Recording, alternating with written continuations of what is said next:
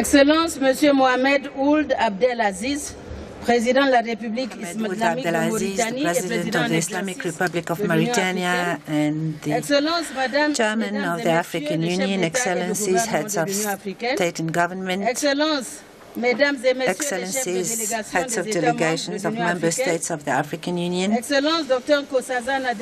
Excellency Dr. Nkosazana Dlamini Zuma, Chairperson of the African Union Commission, Her Excellency Ban Ki-moon, Secretary General of the United Nations, Her Excellency Mr. Sam Kotesa, Chairperson of the President of the 69th General Assembly of the United Nations, Your Excellency Mahmoud Abbas, President of the State of Palestine, and the President of the Executive Committee of the Liberation Organization, Palestine Organization, Your Excellency, former Presidents of the African Union Commission, and Secretary Generals of the OAU, distinguished guests, ladies and gentlemen, with the permission of the Chairman of the Union, I would like to draw your attention on the program that has been circulated to you.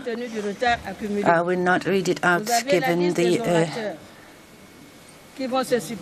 fact that we are lagging behind our schedule.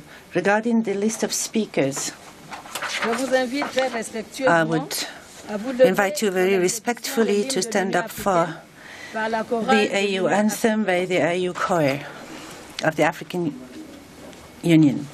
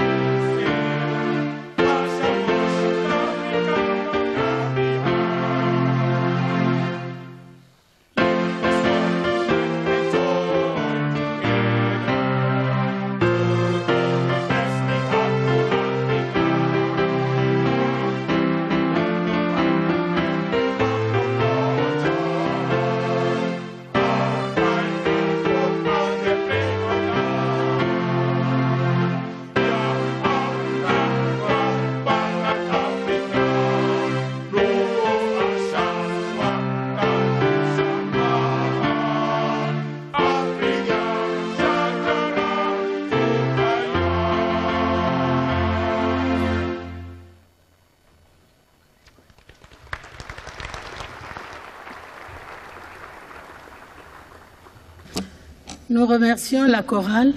Je vous prie de bien vouloir maintenir la position debout pour une minute de silence. Let me invite you to stand up to observe a minute of silence in memory of late President Michael Sata.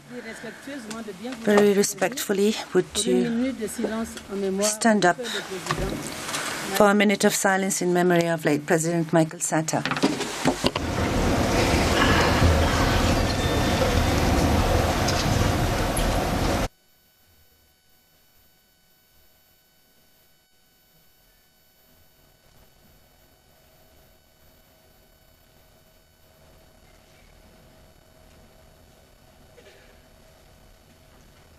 Je vous remercie, Excellence. Thank you, Excellencies. Nous allons donc commencer l'ouverture Now we start the opening ceremony with the statement, welcoming statement by Her Excellency Dr. Nkosazana Dlamini-Zuma, Chairperson of the Commission, the African Union Commission. You have the floor, Madam.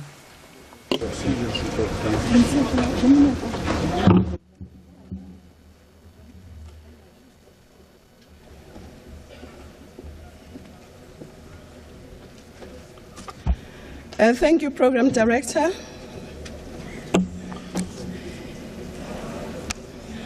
Mheshimiwa Mohamed Ould Abdulaziz, Rais wa Jamhuri ya Islam ya Mauritania na mwenyekiti wa Umoja wa Afrika. Your Excellencies, Heads of State and Government, Mheshimiwa Ban Ki-moon, Katibu Mkuu wa Umoja wa Mataifa. Excellencies, members of the Executive Council and other ministers, Deputy Chairperson Erastus Myoencha, and AU commissioners, Your Excellencies, heads of state, head of AU organs and other international agencies, Excellencies, ministers and leaders of delegation from partner countries, Your Excellencies, heads of the African regional communities and African Union specialized agencies, Your Excellency, President of Palestine, Mahmoud Abbas, Your Excellency, the King of Spain, and Your Excellency, the Prime Minister of Sweden, Excellencies, former heads of state, Excellencies, members of the Permanent Representative Committee, members of the Diplomatic Corps, invited guests. Mheshimiwa Mabiba na Mabwana wa Afrika wenzangu.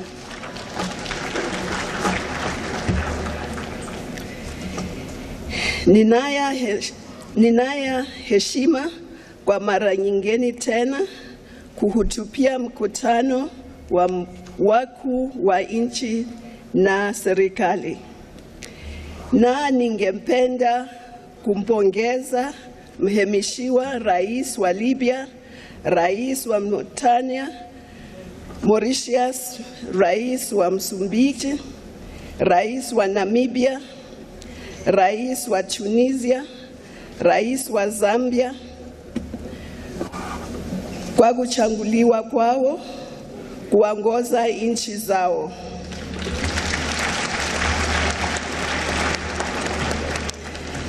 Kamishini ya Umoja wa Afrika inatarajia kuwa na uhusiano mzuri na ninyi katika kufanya kazi. That's as far as I will go. Excellencies, ladies and gentlemen, we meet at the start of a year when the world faces a historic point as it agrees on what to do about climate change, about the post-2015 development agenda, and as it reflects on 20 years since the Beijing Women's Conference.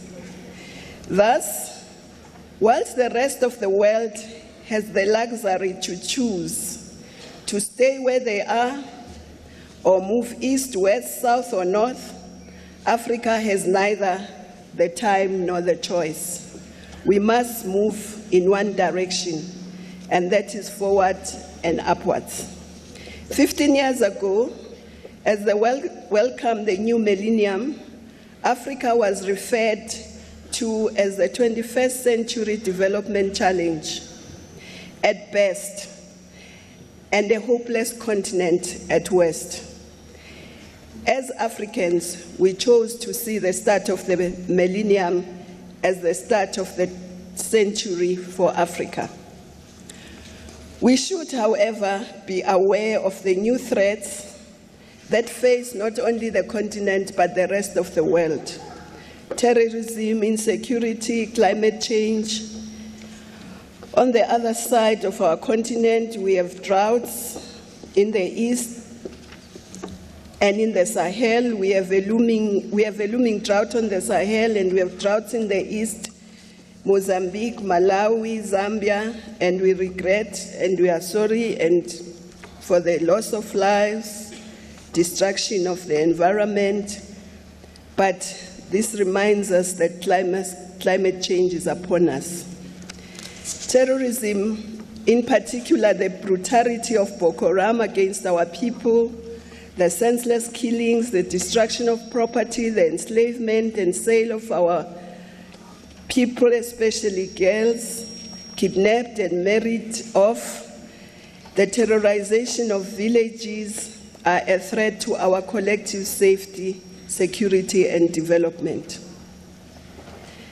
This, along with the senseless killings of our people, has now spread to the region beyond Nigeria, to Chad, Niger, and Cameroon, and this requires a response that is collective, effective, and decisive to achieve the desired results.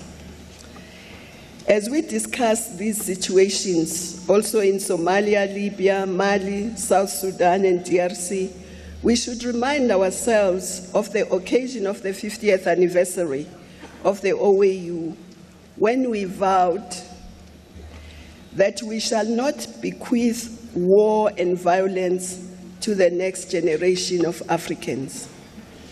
We also need a coordinated and collective response to other threats, such as modern slavery that is disguised as human trafficking, to threats of poaching, illegal logging, fishing, and the destruction and plunder of the African natural resources. It is imperative that we deny space to those who are bent on destroying the lives and prospects of Africans. We will require concerted effort to unite our people. The core of our solutions rests in our ability to speedily champion unity, but also tolerance, accountability, democratic and inclusive political cultures, inclusive social and economic development.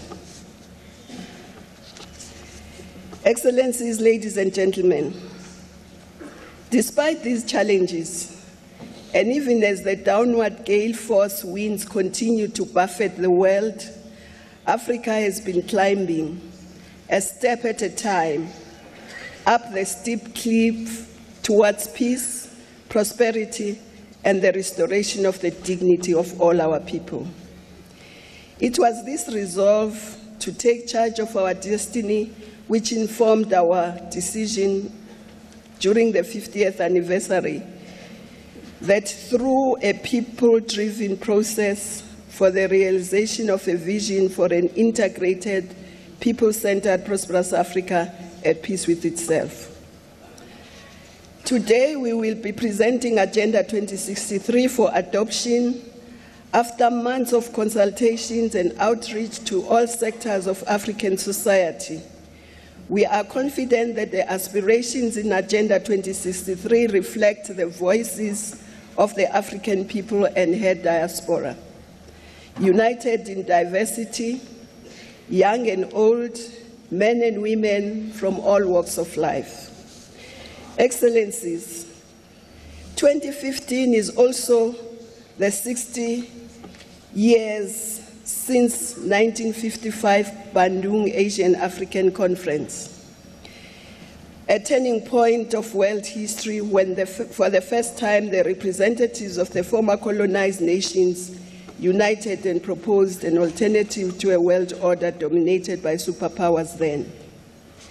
60 years on, the issues that served before Bandung of peaceful coexistence amongst nations, the struggle for development and just world order are still relevant today, albeit in a changed world with its threats of extremism and intolerance and diseases, inequality between and within nations, feminization of poverty, gender-based violence, and climate change.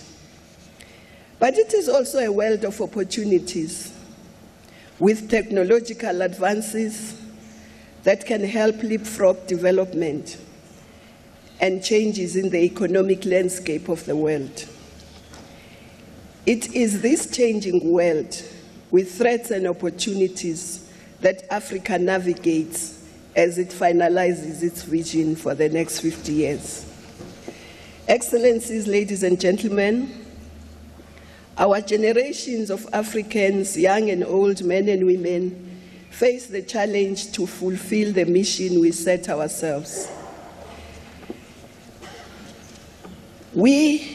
I dare to say that we are going to be the generation that will eradicate poverty, disease and hunger, as we set out to do in our common African position on post-2015 development. We are a generation that shall manage diversity and silence the guns. Agenda 2063 is therefore a call to action to governments, to civil society, academics, the private sector, continental and regional bodies, the diaspora, and to Africans of all ages, men and women alike. Our aspirations and the concrete program in Agenda 2063 are very clear. To diversify our economies and industrialize, to have a skills revolution and an entrepreneurial revolution, unleashing the creativity and energy of our young people, and to effect an agricultural and agro-processing transformation so that we can feed ourselves and contribute to feeding the world.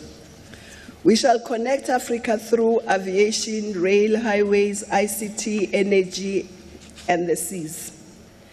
At Malabo, you gave us a mandate to explore Agenda 2063 flagship projects. We are therefore tackling the African infrastructure backlog, utilizing state-of-the-art technology to leapfrogging development and through smarter partnerships. We discussed the importance of energy during the US-Africa Leadership Summit in August last year. The EU's Africa Summit agreed to strengthen cooperation on human development, and we have just concluded a memorandum of understanding with China on rail, highways, aviation, and industrialization.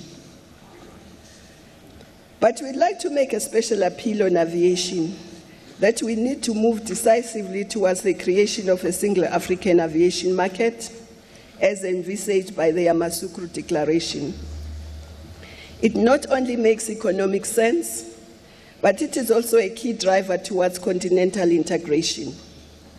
We call on countries to be bold and to be prepared to take the first step. Excellencies, ladies and gentlemen, the large number of elections in this year is an opportunity to present our people and countries with a vision for a different tomorrow. We must continue to conduct our elections peacefully, freely and fairly, with respect for the will of the people. We must also invest in our people, their health, education, access to water and sanitation, and build resilient and public health systems in order to be able to deal with epidemics that may come our way, as we have seen with Ebola, as well as HIV. I would like to take this opportunity to thank the health workers on the AU Asawa mission and its leader, General Julius Oketo. I also want to express our appreciation to the governments and the countries who sent the health workers to help their brothers and sisters in Guinea, Liberia, and Sierra Leone. We must continue to support them until these countries are Ebola-free.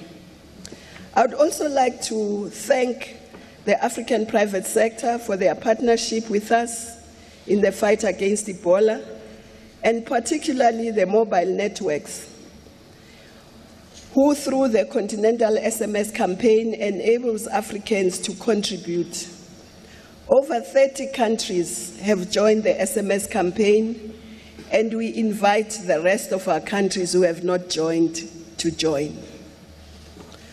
We must continue to mobilize our people to contribute to this campaign and in keeping our health workers on the ground until the countries are officially declared Ebola-free.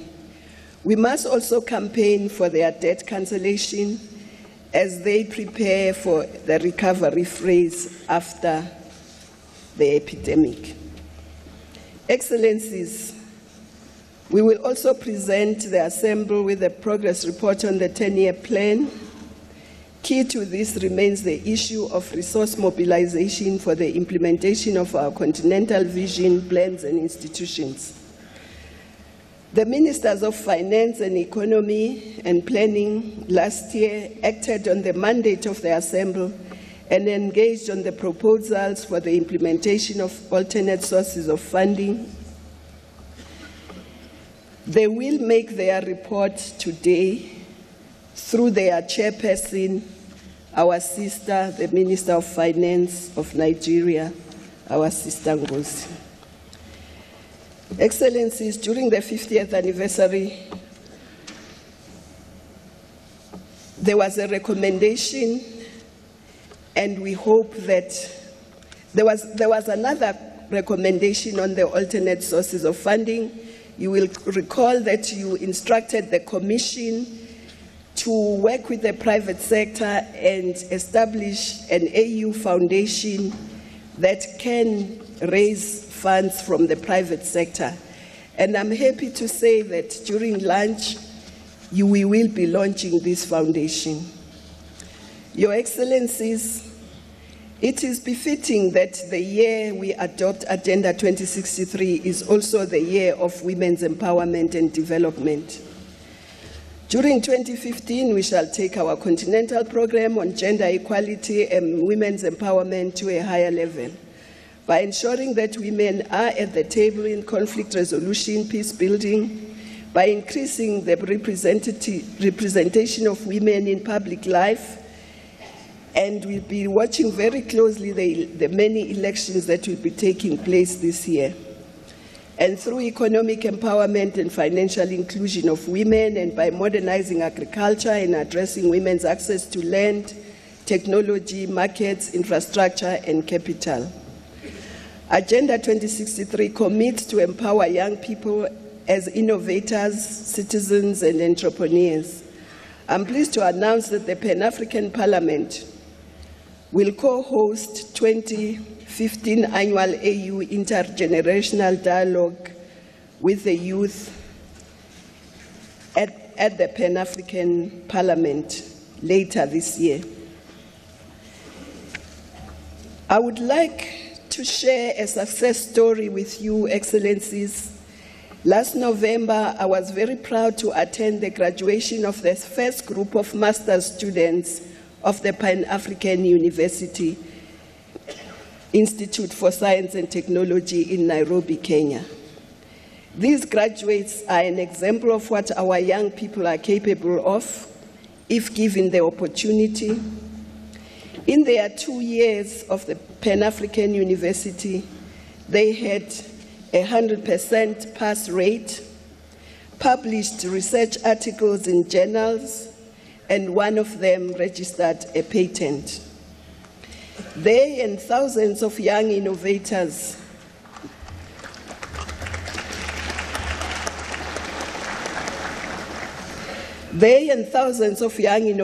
entrepreneurs are an embodiment of what we can achieve if we invest and give Africa's young men and women the opportunity to shape the destiny of our continent. During the Year of Women, we must pay special attention to the girl child, making sure that they are all and remain in school, that we end child marriages, female genital mutilation, teenage parenthood, and harness the potential of both boys and girls.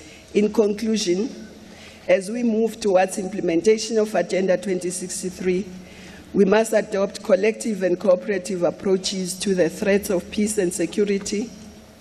And let us be relentless about African economic development and strengthen partnerships with the African private sector. I'm confident that working together, we shall create a peaceful, integrated, people-centered, and prosperous Africa. Asanteni sana.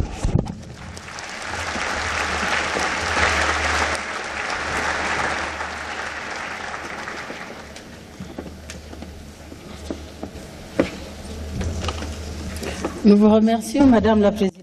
We thank Madam Chairperson of the African Union Commission. Now I'd like to respectfully invite His Excellency, Mr. Ban Ki-moon, Secretary General of the United Nations, to the podium. Thank you.